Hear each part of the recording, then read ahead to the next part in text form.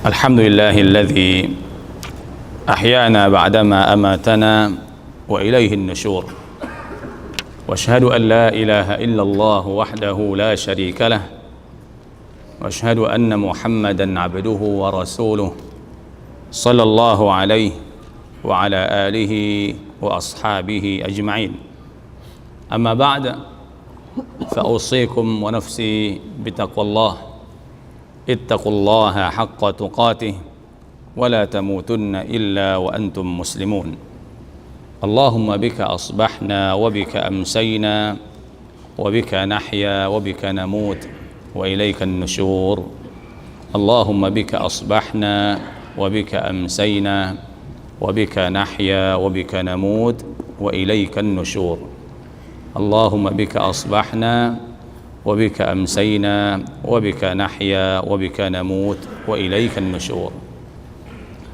Ma'asyiral muslimin wal muslimat, Bapak Ibu Jemaah Al-Ittihad, Jemaah Salat Subuh, rahimani wa rahimakumullah wa ra'akum.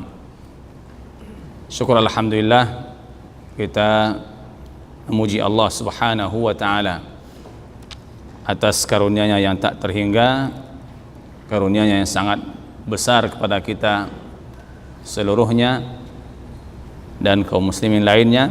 Terkhusus pada pagi ini kita masih mendapat taufik, kesempatan dari Allah Subhanahu wa taala untuk menjalani salat subuh berjamaah salah satu dari rumahnya yang mulia, yaitu Masjid Al-Ittihad.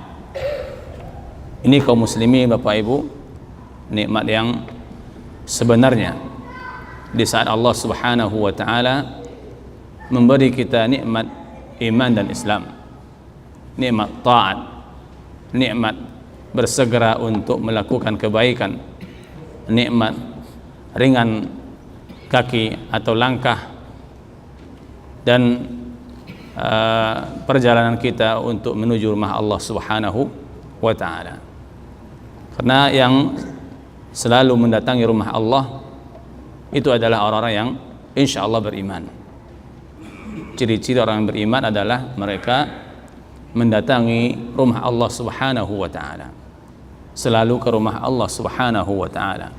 Innama ya'muru masajidallah man amana billahi wal yaumil akhir wa aqamas salah, dan seterusnya. Hanya orang yang berimanlah yang memakmurkan rumah Allah. Jadi kita salat, kita ada pengajian dan sebagainya dalam rangka mengimarahkan rumah Allah Subhanahu wa taala, memakmurkan rumah Allah Subhanahu wa taala agar kita dimasukkan oleh Allah Subhanahu wa taala dan diakui sebagai orang yang beriman. Ini kaum muslimin, nikmat yang luar biasa. Mudah-mudahan Allah Subhanahu wa taala mengokohkan kita semua untuk terus seperti ini sampai akhir hayat, dimanapun kita berada. Karena innamal a'malu bil khawatim, karena amal kita yang hakiki, yang sebenarnya adalah di akhir detik-detik kehidupan kita. Kita tidak bisa memastikan apakah kita bisa seperti ini, maka kita butuh berdoa kepada Allah Subhanahu wa taala. Baik kaum muslimin, jemaah subuh yang dirahmati Allah Subhanahu wa taala, kita lanjutkan ayat tafsir kita pada pagi ini, surat atau masih di surah Al-Anbiya, dari ayat 81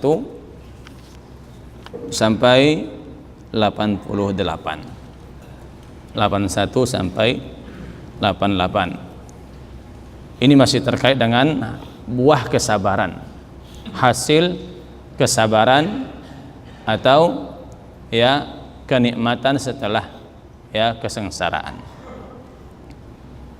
Setelah Allah menguji hambanya bersabar, Allah berikan kepadanya hasil kesabaran tersebut berupa nikmat-nikmat yang tak terhingga, nikmat yang sangat besar. Seperti yang sudah kita lewatkan, dan masih tentang cerita bagaimana sabarnya hamba-hamba Allah terdahulu dari para nabi dan rasul, agar kita jadikan pelajaran bahwa setiap manusia itu pasti diuji oleh Allah Subhanahu wa taala. Bahkan ujian para nabi dan rasul jauh lebih besar daripada ujian manusia biasa. Baik, kita mulai dengan saya bacakan dulu. A'udzu billahi minasy syaithanir rajim. Wa li Sulaiman ar-riha 'asifatan tajri bi amrihi ila al-ard تجري بأمره إلى الأرض التي باركنا فيها وكنا بكل شيء عالمين ومن الشياطين من يغوصون له ويعملون عملا دون ذلك وكنا لهم حافظين وأيوب إذ نادى ربه أني مسني الضر وأنت أرحم الراحمين فاستجبنا له فكشفنا ما به من ضر وآتيناه أهله ومثلهم معهم رحمة من عندنا وذكرى للعابدين وإسماعيل وإدريس وذا الكفل كل من الصابرين وأدخلناهم في رحمتنا إنهم من الصالحين وذا النون إذ ذهب مغاضبا فظن أن لن نقدر عليه فنادى في الظلمات أن لا إله إلا أنت سبحانك إني كنت من الظالمين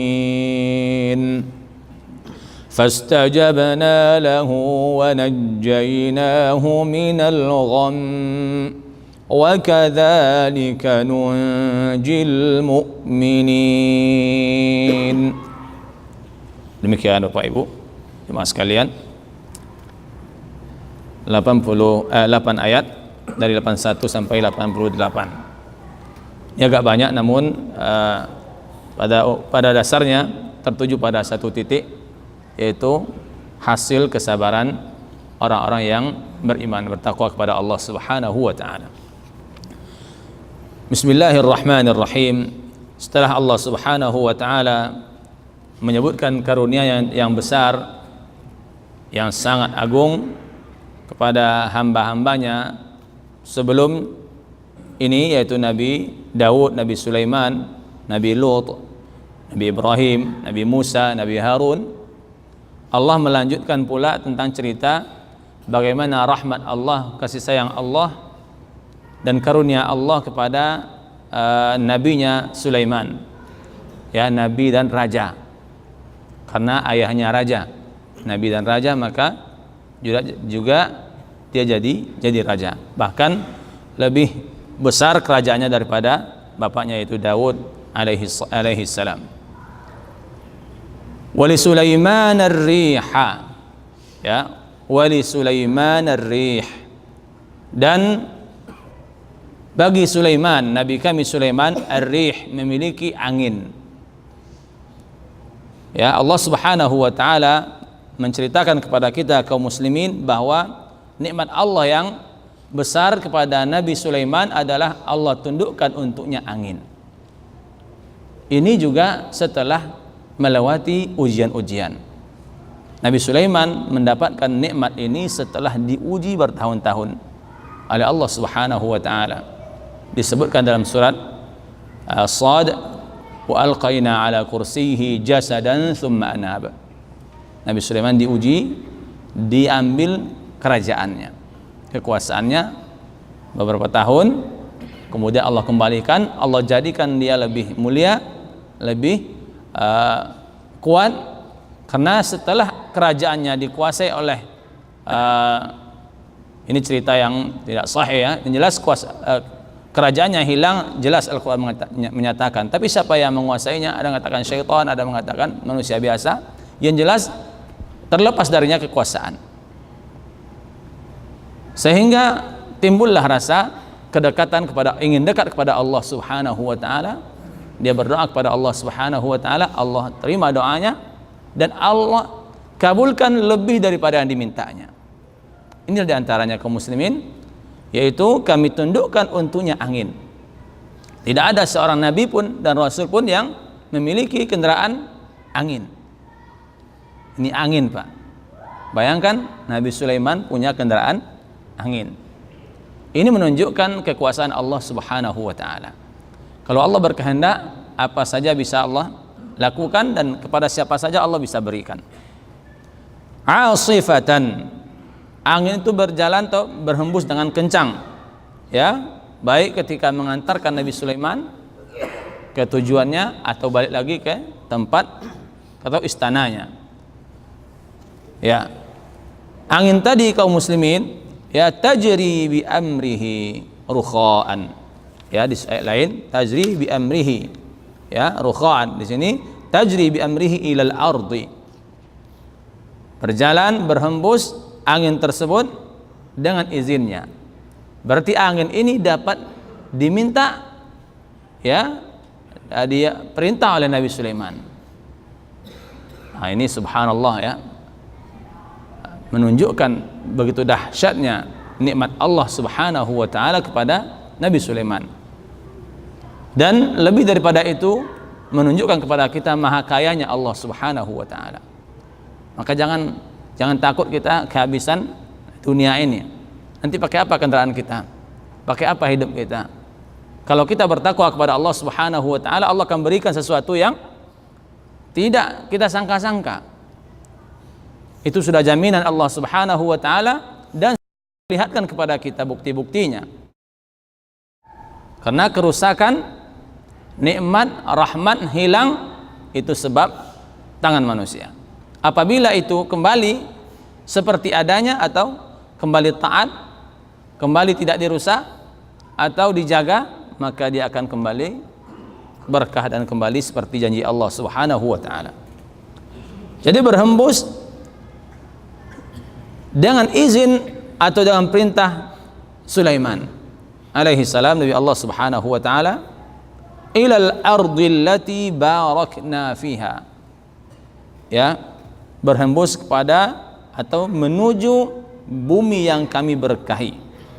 Ya, bumi yang kami berkahi ini persis seperti yang Allah ceritakan sebelumnya, yaitu negeri Syam. Syam atau yang sekarang seperti Palestina, ya, Damaskus, Syria, ya, Beirut dan sebagainya. Itu namanya Syam dahulunya. Kemudian Allah katakan ilal ardil lati barakna fiha, seakan-akan tidak ada ke tempat lain, hanya berputar-putar di negeri Syam. Ini sesuai dengan yang namanya raja, tentu dia berjalan, ya, atau kerjanya adalah mengawasi kerajaannya, dan Syam itu adalah kerajaan Nabi Sulaiman.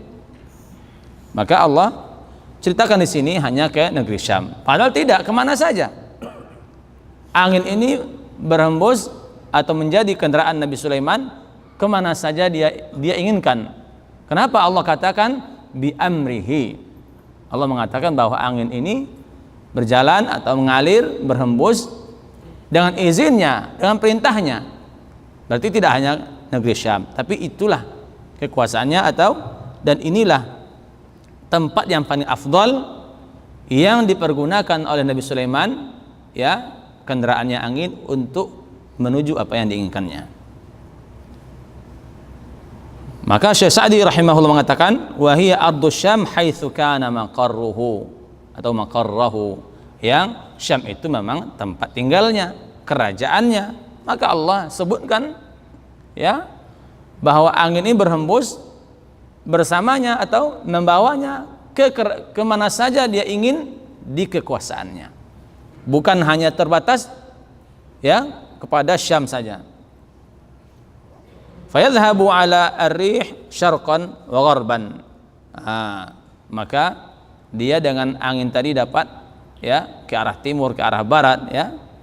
Wa yakunu ma'waha wa ruju'uha ila ardil mubarakah. Jadi kembali perginya adalah di Syam karena istananya di situ, berarti dia start lagi, balik lagi ya sama. Bahkan dalam ayat lain disebutkan syahrun wa rawahuha syahr. Pergi dia sebulan, balik sebulan. Ya. Dalam ayat lain disebutkan angin ini angin yang tidak membahayakan. Yang jadi pertanyaan kita, bayang kita, gimana naiknya? Ya, gimana naiknya itu, Pak? Ya, subhanallah. Kalau di cerita jin dan jun ada pakai sejadah kan? Nah, itu ngambil dari cerita ini. Karena angin bawa angin. Ya, apakah Nabi Sulaiman pakai sejadah? Yang jelas Allah ceritakan kepada kita dengan angin. Ya, apakah angin itu berwujud, berubah bentuk, atau memang dia bisa naik angin dengan izin Allah tanpa melihat zatnya, bisa lihat bentuk aslinya, atau berubah entah jadi apa gitu, atau angin tidak terlihat tapi dia bisa dipakai. Yang penting Allah ceritakan bahwa Nabi Sulaiman memiliki kendaraan angin, tidak kuda, padahal dia punya kuda, banyak kudanya. Bahkan di surat As-Sad Nabi Sulaiman pernah telat salat asar gara-gara melihat pertunjukan kuda-kuda yang tangkas, yang bagus, yang bentuknya dan kencang larinya, telat ya, lalai salat asar. Kenapa enggak kuda dipakai? Karena ini lebih hebat daripada kuda. Jadi ini maksud dari allati barakna fiha, yaitu negeri Syam yang memang itulah istananya atau kerajaannya. Wa kunna bikulli syai'in alimin. Yang jadi perhatian kita di sini adalah bahwa walaupun itu kami berikan kepada Sulaiman ya kemana saja dia inginkan, namun tidak terlepas dari ilmu kami. Wa kunna bikulli syai'in alimin, kami tetap mengawasinya, kami tahu keberadaannya. Kata rahimahullah Syekh Sa'di, qad ahata ilmuna bi jami'il asya'. Kenapa? Karena ilmu kami meliputi segala sesuatu. Wa alimna min Dawud wa Sulaiman ma awsalnahuma bihi ila ma dzakarna. Dan kami tahu kapan dipakainya, kemana dia pergi, kapan baliknya, subhanallah, untuk apa digunakannya kami tahu. Nah, ini juga menunjukkan bahwa Allah Subhanahu wa taala selalu mengawasi hambanya. Ya, selalu mengawasi hambanya. Ini rahmat atau nikmat yang pertama di sini yang Allah sebutkan untuk Nabi Sulaiman. Ya. Walaupun sebelumnya sudah ada bahwa Allah berikan dia pemahaman lebih dari ayahnya, itu Daud. Di saat dua orang bertikai, ya, tetangga, ya, kambingnya memakan tanamannya, sehingga Nabi Sulaiman ya bisa memutuskan. Tambah nikmat ini, tambah lagi yang lebih hebat lagi tadi kendaraan, wa minasyayatin, dan tentaranya diantaranya adalah syaitan. Syaitan, ya, wa minasyayatin, seluruh syaitan, dan ada spesial pula syaitan-syaitannya. Nabi Sulaiman ditundukkan seluruh syaitan untuknya. Kalau kita yang tunduk kepada syaitan. Makanya sihir-sihir yang ada itu bersumber dari ya zaman itu dan mengalir sampai sekarang. Ada kaitannya dengan Harut dan Marut atau ya kerajaan-kerajaan yang sisa-sisa dari sihir-sihir zaman Nabi Sulaiman. Karena Allah mengatakan di cerita wattaba'u ma tatlu syayatinu ala mulki Sulaiman, di situ ya fa yata'allamuna minhuma ma yufarriquna bihi bainal mar'i wa zawjihi. Sihir itu bersumber dari zaman itu. Dari mana mereka belajar? Dari syaitan. Wa minasyayatin, di antara tentara Nabi Sulaiman adalah ya syaitan ya, jamak dari setan ya. Ini khusus Nabi Sulaiman. Tidak diberikan kepada seorang nabi dan rasul pun, baik sebelumnya atau sesudahnya. Makanya Nabi Muhammad SAW dalam hadis yang sahih ketika ingin mengikat syaitan, ya, di satu tiang atau di satu tempat, ingat dia doa Nabi Sulaiman, ya Allah jangan berikan ya kemampuan ini, kelebihan ini kepada siapapun setelahku. Maka Rasulullah lepaskan syaitannya lagi. Kalau enggak, ya diikat, mau biar dipermainkan oleh anak-anak atau atfal Madinah begitu. Ini khusus untuk Nabi Sulaiman. Allah tundukkan pula syaitan untuknya. Untuk apa? Tugas mereka diantaranya mayyawusuna lahu, menyelam, penyelam. Ya, man diantara mereka yang yawusuna lahu, menyelam ke laut untuknya. Ya, mengambil mutiara-mutiara atau apa yang Nabi Sulaiman inginkan. Subhanallah. Kendaraan sudah angin, tentara syaitan. Subhanallah. Apalagi Pak nikmat Pak. Ini Nabi Sulaiman dapatkan setelah diuji,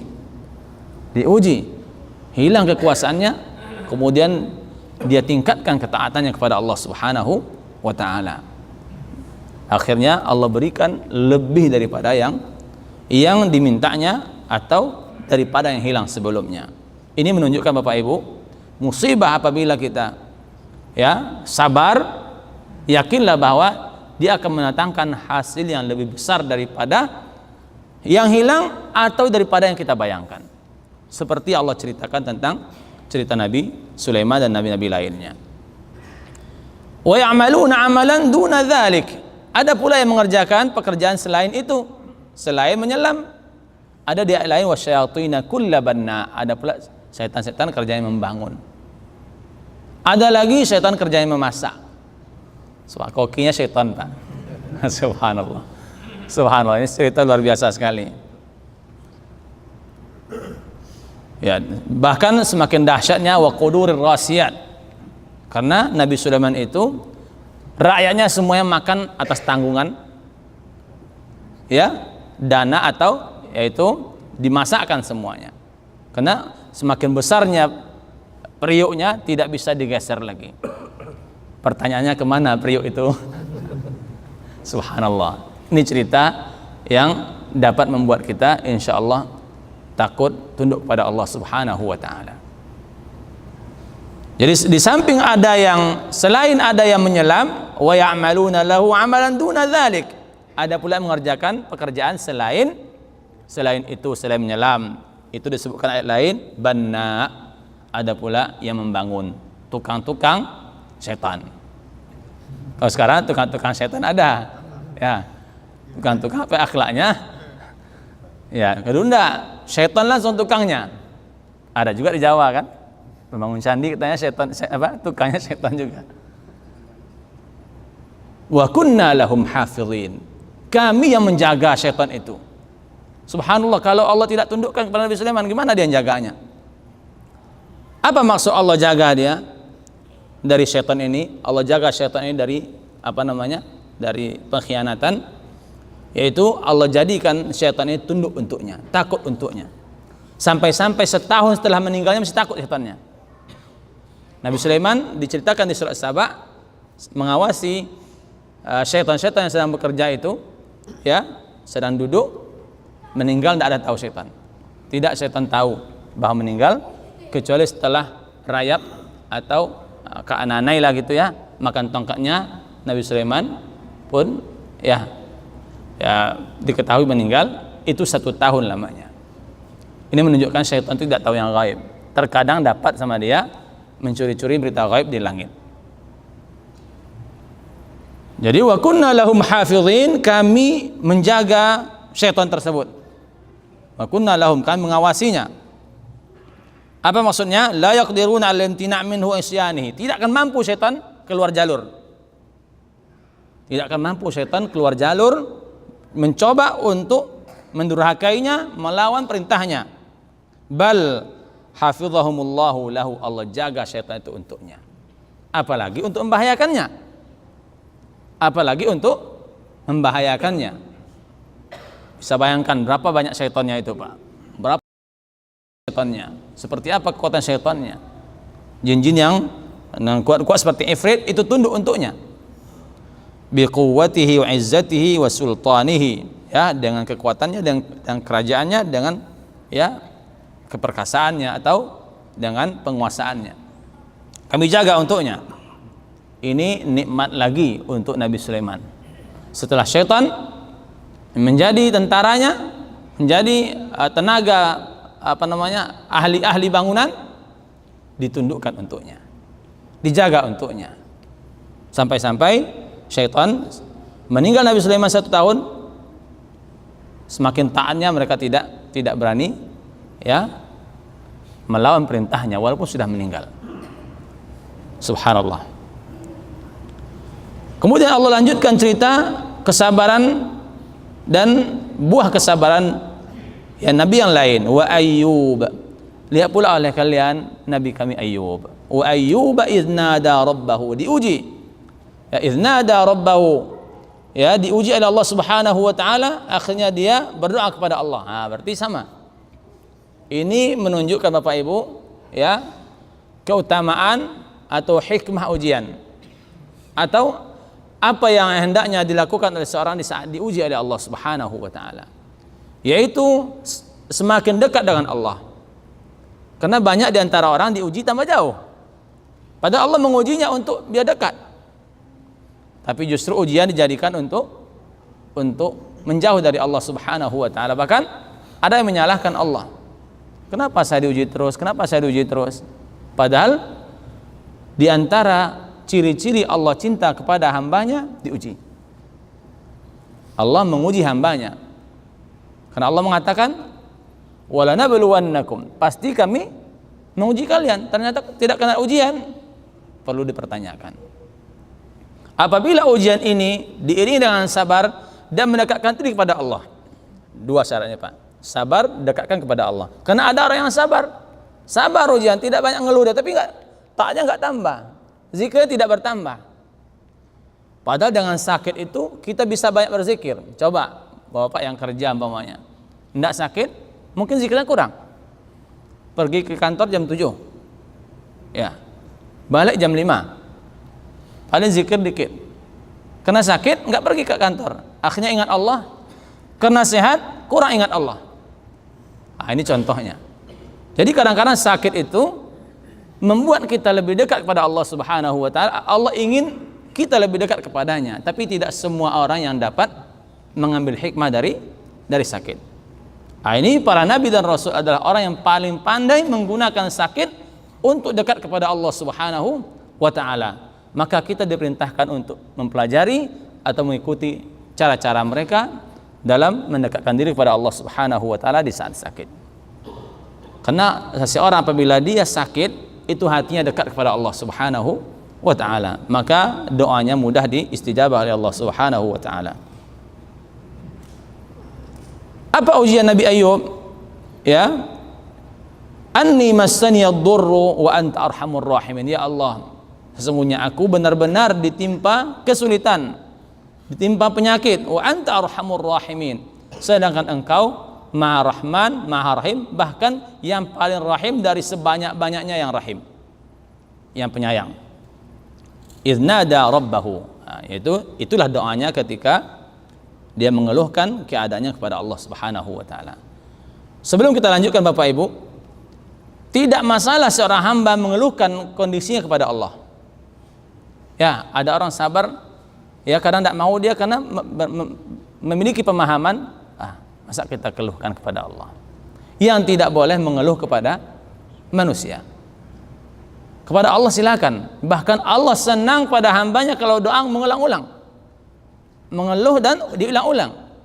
Nabi SAW menganjurkan kita apabila berdoa, fala taharra, diulang-ulang sampai 3 kali dan lebih. Diulang terus. Ya, lihatlah Nabi Ayyub ya berdoa kepada Allah. Kemudian di sini menggunakan Asmaul Husna, ada al-wasilah di sini, bertawassul kepada Allah Subhanahu wa taala. Ini diantara sebab doa dikabulkan. Tadi pertama berdoa ketika sakit, berdoa di saat kena musibah, dekat itu kita dekat dengan Allah Subhanahu wa taala. Yang kedua, berdoa dengan Asmaul Husna. Salah satu dari nama Allah yang baik di sini Ar-Rahimin, wa anta arhamur rahimin. Nabi Ayub berdoa dengan salah satu nama Allah itu ya Ar-Rahman atau Arhamur Rahimin. Engkau adalah yang sangat penyayang, paling penyayang. Ini di antara trik kita atau cara kita berdoa kepada Allah agar Allah segerakan jawabannya, yaitu berdoa dengan Asmaul Husna. Dan Asmaul Husna ini sudah dibahas dalam ilmu akidah, digunakan sesuai tujuan. Orang yang sakit butuh sayang, kasih sayang, maka pakai Rahman. Ya Arhamar Rahimin, angkatkan penyakit saya ya Allah. Ya Arhamar Rahimin, jadikan saya penyabar ya Allah dalam menjalani sakit ini, dan seterusnya. Kita lihat sejenak. Idz nada rabbahu anni massaniyad durru. Ya, Nabi Allah Ayub juga diuji, bahkan ujiannya sangat berat. Ya, dalam tafsir disebutkan bahwa ujiannya hilang semua yang ada di sekelilingnya, hartanya, anak istrinya, keluarganya pun hilang atau meninggalkannya. Tapi banyak cerita yang tidak bagus Pak ya, sampai berulat kepalanya dan sebagainya, itu nggak benar. Itu cerita dong Israiliyat Ustaz ya. Injas Allah menceritakan bahwa Nabi Ayub semakin dahsyatnya ujiannya, ditinggalkan, habis hartanya ditinggalkan oleh keluarganya, tinggal sendiri. Di saat inilah dia mengadukan ya, ikhlas dan mengadu kepada Allah Subhanahu wa taala. Apa kata Syekh Sa'di rahimahullah? Ya, Nabi Ayub, wa Ayyub idz nada rabbahu wadhkur 'abdana wa rasulana Ayyub. Ya, Allah mengangkat kondisinya, menyanjungnya ketika Allah mengujinya dengan ujian yang sangat dahsyat. Ternyata dia sabar. Wajadnahu sabiran, dan ridha. Sabar dan ridha. Ada orang sabar tapi di hatinya tidak ridha. Ini juga di antara yang mesti dilakukan atau sikap seorang mukmin di saat musibah. Berarti sabar, dekat dengan Allah, kemudian ridha. Kau tambahkan tadi doa, tingkatkan doa. Karena doa sudah termasuk dalam dekat pada Allah. Sabar kita, ridha, gunakan kesempatan sakit atau musibah itu untuk berdoa kepada Allah Subhanahu wa taala. Wadzalik, kata Syekh Sa'di, kata beliau, hal demikian adalah anna syaitan ya sallatu ala jasadihi. Syaitan menguasai badannya. Ya, mungkin kesurupan lah kira-kira gitu. Nabi kesurupan, Pak. Jadi janganlah heran kan, awalnya ngaji juga tapi kan kesurupan juga gitu kan. Bisa saja ujian. Diuji oleh Allah Subhanahu wa taala. Berarti ada yang kurang daripada kita, atau ada yang Allah inginkan daripada kita. Mungkin kita biasa ngaji tapi ada peluang lain setan masuk. Cari peluang ini, tutup peluang mana yang setan masuk kepada kita sehingga Allah angkatkan yang musibah tadi atau ujian tadi. Kemudian semakin dahsyatnya ujiannya, ya, lamanya meninggal sebahagian keluarganya, pergi sebahagiannya, hilang, habis hartanya. Ya, orang kalau sakit kan habis harta, Pak. Sakit jantung, sakit hati, itu bisa miliaran habis. Ya, apalagi oksigen, ya, umpamanya kita harus pakai oksigen setiap hari. Sakit kita harus menggunakan oksigen. Sebanyak apapun harta kita akan habis. Nabi Ayub habis hartanya sampai meninggal sebagai keluarganya, dan ada yang meninggalkannya walaupun masih hidup. Apa kata Allah Subhanahu wa taala? Karena dia berdoa dan sabar mendekatkan diri kepada Allah Subhanahu wa taala, ridha, fastajabna lahu, maka kami jawab. Ya, fastajabna lahu, setelah dia bertawassul kepada Allah Subhanahu wa taala dengan Asmaul Husna, dengan Allah Subhanahu wa taala memiliki sifat rahmah, ya, maka kami kabulkan untuknya. Apa jawaban dari Allah Subhanahu wa taala? Ya, di surat lain, urkut birijlik. Allah perintahkan Nabi Ayub untuk menghentakkan kakinya, tumitnya ke tanah. Maka terpancarlah air dari sana. Allah katakan nanti air itu kamu ambil, kamu mandi, maka terangkatlah semua penyakit yang ada di badanmu, musibah yang ada di badanmu. Fastajabna lahu fakashafna. Di sini tidak disebutkan, di surat lain disebutkan. Kami jawab doanya, kami kabulkan, fakashafna ma bihi min dhurrin, maka kami angkatkan apa yang ada padanya dari berupa sakit atau berupa kemudaratan. Wa atainahu ahla. Jadi pertama adalah Allah terima doanya, Allah angkatkan sakitnya. Wa atainahu ahla, Allah satukan kembali keluarganya. Wa mislahum ma'hum, dan barakah lebih daripada itu, lebih lebih suasana lebih nikmat dari sebelumnya. Karena seseorang apabila terpisah ketemu kan terasa lebih nikmat Pak ya, lebih suasana lebih luar biasa. Ya, wa mislahum, seperti mereka, ma'hum, ya, berlipat-lipat. Jadi kami berikan rahmat untuknya, untuk keluarganya, termasuk nanti untuk anak cucunya. Wa atainahu ahlahu, kata Syekh Sa'di rahimahullah, ay radadna alaihi ahlahu wa malahu, maka kami kembalikan anak, keluarganya dan hartanya. Wa mislahum ma'ahum, ya, begitu pula kami berikan kesehatan kepada keluarganya. Bi an manahahu Allahu ma'al afiyah minal ahli wal mali sya'an katsira. Tambah barakah hartanya, tambah sehat anak istrinya atau keluarganya. Jadi dampaknya atau hasilnya tidak hanya untuk dirinya, ternyata untuk anak dan keluarga atau untuk keluarganya. Bahkan hartanya pun didapatkan kembali. Adapun makna kami kembalikan Bapak Ibu, tidak mesti harta itu balik lagi. Allah berikan harta yang lain semisal itu, lebih daripada itu diantara makna kami kembalikan. Kami beri kembali dia harta yang banyak, harta yang berlimpah. Kemudian apa tujuan kami untuk memberinya atau mengembalikan harta dan keluarganya? Ya, rahmatan min indina, agar dia mengingat rahmat kami yang luas. Sebagai rahmat, ya, rahmat kami berikan kepadanya. Ini adalah rahmat kami, dari kami, rahmatan min indina haitsu sabara wa radiya, karena dia sabar. Rahmat kami adalah kami balas kesabaran itu dengan pahala atau ganjaran cepat dan lambat. Adapun cepat, apa yang dia rasakan berubah total, sakit menjadi sehat, terpisah menjadi bersatu lagi, ya, hilang menjadi timbul lagi. Dan tentunya pahala yang sangat besar di akhirat nantinya. Untuk yang lain apa gunanya? Wa dzikra lil abidin, dan sebagai peringatan, sebagai pelajaran untuk hamba-hamba kami yang memang hidupnya untuk ibadah kepada Allah Subhanahu wa taala, dan pelajaran pula untuk yang lain. Ai ja'alnahu ibaratan lil abidin, kami jadikan peristiwa, ya, ujian dan hasil kesabaran Nabi kami Ayub sebagai ibrah, pelajaran bagi hamba-hamba kami yang lain yang abid. Siapa mereka?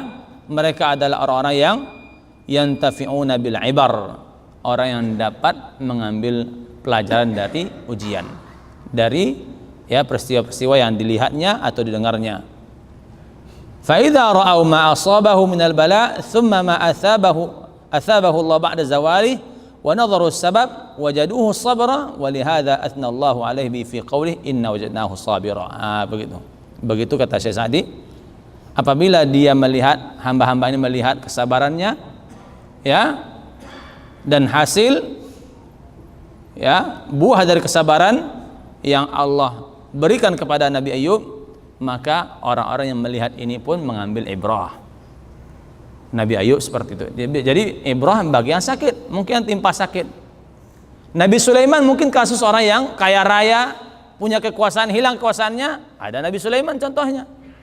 Orang yang sakit lama, habis hartanya, hilang atau keluarganya meninggalkannya, jangan sedih. Nabi Ayub juga pernah mengalami seperti itu dari ibrah.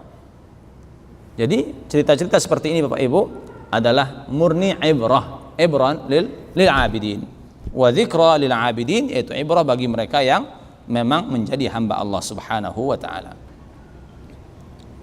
Wa Ismail wa Idris wa dzal kifl, begitu juga dengan nabi kami yang berikut ini, yaitu Ismail juga diuji.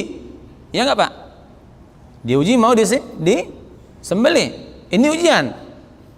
Kalau ada anak sekarang mau disembelih ayahnya pasti marah, pasti jawabannya tidak seperti Nabi Ismail. Ini ujian. Jangan kita mengatakan Pak itu kan karena Nabi. Subhanallah, Nabi itu manusia biasa. Ada takut, ada cemas, ada juga sakit, ada sehat. Menikah, ada cerai, dan seterusnya. Apa yang terjadi pada manusia ada pada Nabi. Jadi kita tidak melihat Nabi dan Rasulnya, bahwa Allah mengujinya. Maka ujian inilah yang diambil pelajaran oleh manusia setelahnya. Kami juga menguji Ismail, Nabi kami, Idris, Udhal Kifil, kullum minas sabirin, semua itu ada orang yang sabar. Mereka lulus dalam ujiannya. Ujian yang Allah berikan kepada mereka, maka Allah sanjung mereka. Kita tidak sebutkan apa ujian-ujian masing-masing dari Nabi tersebut. Yang jelas Allah jadikan mereka lulus, atau Allah nyatakan mereka lulus dalam ujian tersebut. Nah, ini yang pelajaran bagi kita. Bagaimana ujian-ujian yang Allah berikan kepada kita, musibah, kita bisa sukses, bisa lulus. Apa lulusnya? Bagaimana kita jalani musibah tersebut dengan sabar, dengan mendekatkan diri kepada Allah Subhanahu wa taala.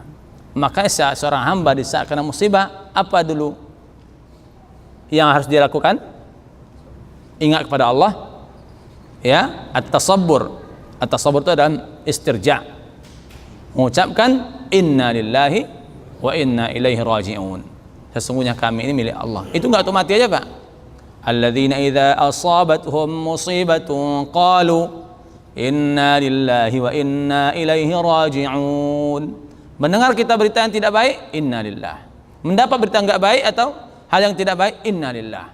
Karena ungkapan itu mengandung pengakuan hamba bahwa dia hamba tersebut milik Allah Subhanahu wa taala, sehingga redahlah, atau tadi perasaan-perasaan yang mungkin macam-macam dia akan dingin lagi dengan inna lillah, perkataan seorang hamba inna lillahi wa inna ilaihi raji'un. Kemudian kita tambahkan perkataan Syekh Sa'di rahimahullah. Allah mengatakan di sini minas sabirin, kullum minas sabirin. Mereka semua adalah orang yang sabar. Hendaknya kita mengetahui tingkatan kesabaran. Apa saja tingkatan kesabaran yang Allah minta daripada kita, yang Allah jadikan kita diuji di atasnya. Ini sudah biasa disampaikan. Sabar seorang hamba itu diuji di atas 3 perkara. Seorang hamba akan diuji kesabarannya di atas 3 perkara. Dan Nabi dan Rasul itu telah teruji pada 3 perkara ini. Pertama, yang tertinggi adalah as-sabru ala ta'ah, sabar di atas ketaatan. Ini sangat berat. Kenapa berat? Karena nilainya di sini bisa A bisa B, kita bisa ke kanan bisa ke kiri, maka berat dia, boleh memilih. Kemudian sabar yang kedua adalah as-sabru an ma'siyatillah. Bagaimana kita sabar supaya kita tidak terjebak dalam maksiat. Ini ada ancaman, diancam. Biasa orang diancam kan agak takut. Kalau tadi enggak ada ancaman, dia bebas, bisa ke A bisa ke B. Yang ketiga dan yang terendah, as-sabru ala aqdarillahil mu'limah, sabar di atas yang tidak enak menimpa kita. Umumnya kita Bapak Ibu hanya menafsirkan sabar di atas nomor 3 ini. Pada nomor 3 yang nomor 3 ini, sabar di atas ini, itu yang sangat kecil nilainya, karena sudah tidak ada pilihan lain lagi. Terpaksa kan? Dan ini yang sabar beredar di kebanyakan kaum muslimin pemahamannya bahwa kalau sabar itu maknanya adalah musibah. Padahal sabar itu, kita datang ke masjid seperti ini sabar yang sangat tinggi. Kalau kita nggak sabar, kita nggak bisa bertahan. Makanya nilainya besar. Kemudian yang ancaman nilainya di bawah itu. Jangan begini kata Allah. Timbullah rasa takut kita, maka nilainya turun sedikit. Kalau ketaatan, beginilah. Silakan kalian melakukan begini. Yang terakhir, Allah sudah uji duluan. Kita mau apa?